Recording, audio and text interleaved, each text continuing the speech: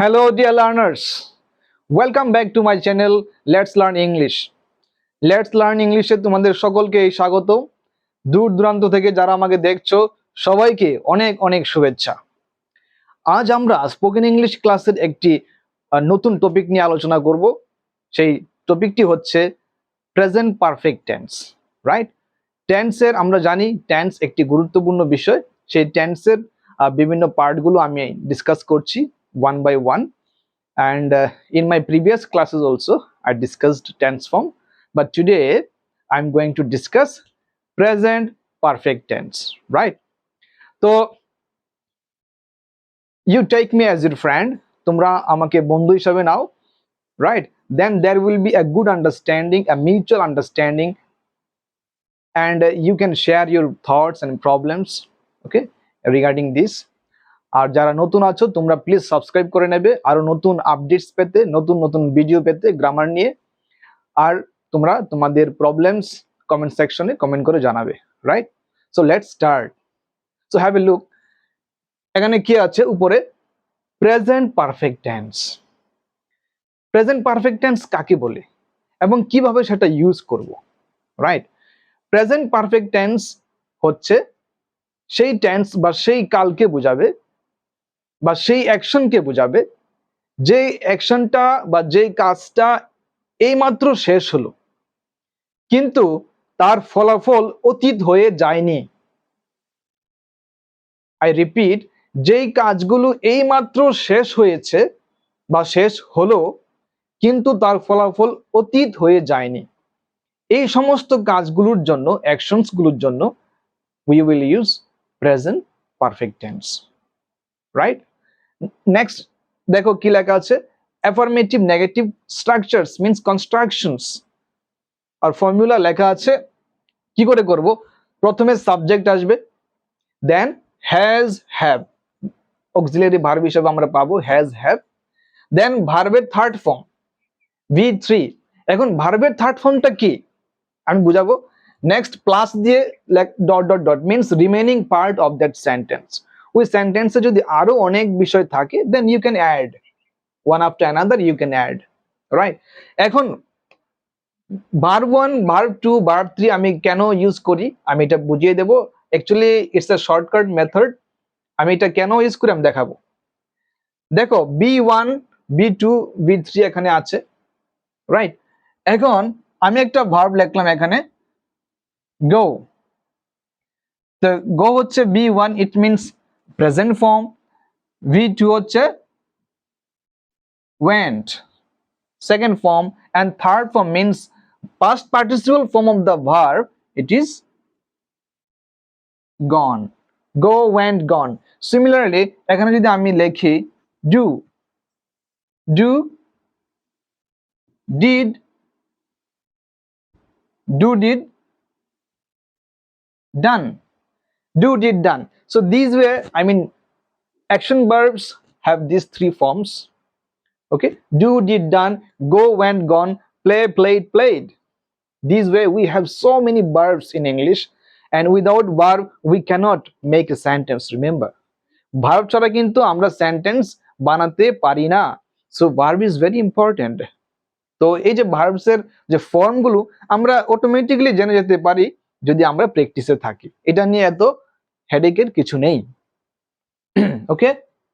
এখন দেখো আমি কয়েকটা সেন্টেন্স লিখেছি এবং I will translate them into English. How to translate them? আমি এই কাজটি করেছি, রাইট?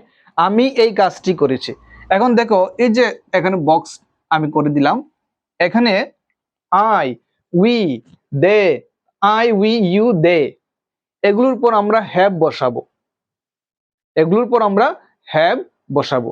এবং হি, শি, এবং কেউ নাম হলে প্রীতম বা means Raktima, name of a girl, তাদের ক্ষেত্রে আমরা হ্যাজ বসাবো।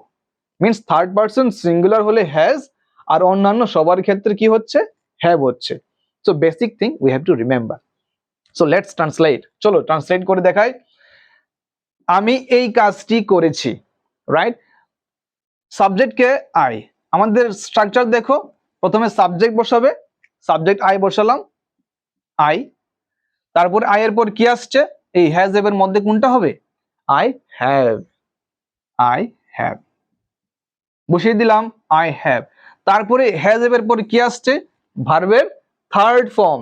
দেখো থার্ড ফর্ম কোন ভার্ব বসাবো আমরা, করেছি মানে করা, করা কাজ ডু ডিড ডান, সো এখানে কোনটা বসবে, ডান, আই হ্যাভ ডান এই কাজটি। এখানে দিস ওয়ার্ক বা দা ওয়ার্ক তুমি লেখো, I have done the work. Very simple, you see. I have done the work. Now you want to make it a negative sentence. তুমি একটি নেগেটিভ সেন্টেন্স করতে চাও এটাকে। You don't need to, I mean, get worried about anything. You just need to put not. শুধু not বসাবে, আর কিছু করতে হবে না। শুধু not বসাবো এখানে কোথায়, has অথবা have যেটা থাকবে সেটার পর আমরা not বসাবো, and then the sentence will be a negative sentence. তো সহজ লাগছে না? So you just be with me and you will learn a lot of things. Right? তো যারা beginners আছো, যারা নতুন আমার ভিডিওটা দেখছো, please subscribe it now and you will get more and more updates like this. তো এটাকে নেগেটিভ করব কিভাবে, আমি বললাম I have not done the work. তো এট এ টাইম আমরা কি করছি, দুটো স্ট্রাকচার শিখে নিচ্ছি, affirmative as well as negative structure of present perfect tense. এবং তুমি এই স্ট্রাকচার উপরে বেস করে অসংখ্য কাউন্টলেস সেন্টেন্সেস, অগণিত সেন্টেন্স তুমি লিখতে পারবে just using this construction. So let us do the next one. এটা কি আছে, আমরা ম্যাচটি জয়লাভ করেছি, আমরা ম্যাচটি জয়লাভ করেছি। তো আমরা যা আছে এর সাবজেক্ট কি হবে, উই, উই হচ্ছে সাবজেক্ট না। তো উইর পর কি আসছে, হ্যাজ না হ্যাভ, বলো তো, উইর পর কি আসছে, হ্যাভ, হ্যাভ আসবে, উই হ্যাভ। তো হ্যাভ বসানোর পর আমরা কি বসাবো, জয়লাভ করা। দেখো জয়লাভ করার যে ভার্ব সেটা হয় win, right, win.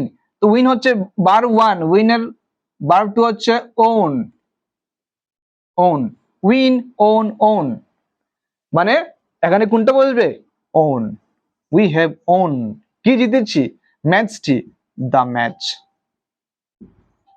We have won the match. তুমি তুমি ইচ্ছে করলে আরো অনেক কিছু এখানে অ্যাড করতে পারো, যে আমরা ফাইনাল ম্যাচটি জয়লাভ করেছি, we have won the final match. So here you can add we have won the final match. আর আমি এখানে সিম্পলি লিখেছি আমরা ম্যাচটি জয়লাভ করেছি, we have won the match. Won কেন হলো, ভার্বের থার্ড ফর্ম হয়েছে উইথ থ্রি। এটা রুলস অনুসারে যে হ্যাজ হ্যাভ বসালে পরে যে ভার্বটা আসবে সেটা থার্ড ফর্মে হবে, মিন্স বি থ্রি। এবং বি থ্রি বলতে কি বোঝানো হয়েছে আমি এখানে তোমাদের করে দিয়েছি, so that you can understand it properly. So you can make it negative like this. কি করে নেগেটিভ করবে দেখো তো, নেগেটিভ করতে পারবো আমরা easily, we have not won the match. We have not won the match. আমরা ম্যাচটি জয়লাভ করিনি, নেগেটিভ হয়ে গেল। সিম্পল। নেগেটিভ বসালে শুধু কি, নেগেটিভ বানাতে হলে you just need to use not, শুধু নট ইউজ করবে হ্যাজ এর পর, and the other things will remain same. অন্যান্য যা কিছু থাকবে সেন্টেন্সে সবটাই সেম থাকবে। You don't need to add anything, you don't need to change anything, you just need to put not. শুধু not বসিয়ে দাও সঠিক জায়গা, your sentence will be negative. So clear? So next one, you look at the last sentence. সে এই চেয়ারটি ভেঙেছে, সে এই চেয়ারটি ভেঙেছে। তো সে অর্থে আমরা সাবজেক্ট কি বসাবো, হয়তো she বসাতে পারবো, না হয় he, both are correct here. দুটোটাই তুমি এখানে সঠিক হিসাবে ইউজ করতে পারবে, হি অথবা সি যেটাই বসলাম। তারপরে হি, এই যে দেখো হি সি কি বসবে, হ্যাজ আসবে, অক্সিলারি ভার্ব হিসাবে এখানে হ্যাজ আসবে, হ্যাভ নয় কিন্তু, খেয়াল করবে হ্যাজ হ্যাভ কার সাথে বসে আমি এখানে বক্স করে দিয়েছি, so that you can easily understand this matter. তো হি হ্যাজ বসিয়ে দিলাম, রাইট। এখন হচ্ছে ভেঙেছে, মানে চেয়ারটি ভেঙেছে সে। তো ভেঙেছে যে এই ভার্বের যে ভার্ব, এই ওয়ার্ডটা যে ভার্ব হবে সেটা হচ্ছে কি break. Break, broke, broken. break, broke, broken. So here you have to use the third form of the verb. It means break, broke, broken. Third form kunta broken. So you have to write broken here. He has broken. কি ভেঙেছে? এই চেয়ারটি। এখানে this লিখতে পারো বা দা লিখতে পারো, this chair বা the chair. He has broken the chair. সে এই চেয়ারটি ভেঙেছে, রাইট? তো সিম্পলি দেখতে পাচ্ছ যে আমরা কি করে সেন্টেন্স তৈরি করছি। এখানে মুখস্থ করার কিছু নেই। Remember, you don't need to memorize this sentences, this examples, you just need to remember this structure. শুধু এটা কি খেয়াল রাখবে, এন্ড এই যে সেন্টেন্স গুলো তুমি নিজে থেকে বানাতে পারবে, right? You don't need to get worried about examples. What you have to do, you just learn these structures, then you can write, you can speak a lot of sentences. ঠিক আছে? তো তোমরা যারা দেখছো, you can share your thoughts or give your valuable comments. You make some sentences and comment section এ তোমরা sentence গুলো লিখে পাঠাও, আমি দেখবো, I will check. So this way we can learn more and more, right? So I am here as your friend who is ready to help you in different ways. আমি প্রস্তুত আছি তোমাদেরকে help করার জন্য। So you just be with me and you write few sentences and send. Okay, so he she আছে এখানে বসালাম, has বসালাম, তো has এর পর ভার্বের থার্ড ফর্ম হয়ে গেল the chair. Now you want to make it a negative. So কি করে করবে? আমি এটা আর করছি না, তোমরা করে দেখাবে, রাইট? তোমরা করে পাঠাবে। তো he has broken the chair. তুমি এটাকে নেগেটিভ করতে চাও, you just need to put not. কোথায় বসাবে? have অথবা has এর পর।